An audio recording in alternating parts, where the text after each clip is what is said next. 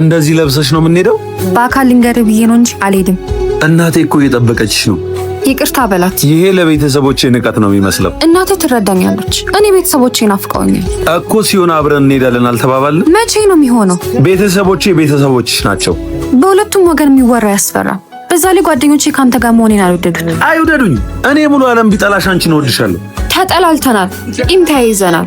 ስለነሱ እኛ ምን አገባን? ከነሱ እኮ ነው የወጣሁት። ነገሮች ተስተካክለው እናትሽን ለማግኘት ጸሎት ታደርጊያለሽ አይደል? ሁል ጊዜ ተጋብተን ወልደን እዚች ሀገር ላይ እንደፈለግነው መኖር ምኞትሽ ነው። አንድ ቀን ይሆናል። አይሆንም።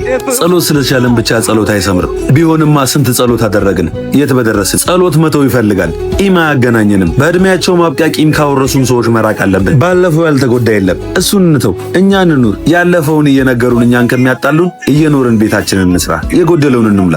ሂጂ ልብስሽን ቀይረሽ ነይ።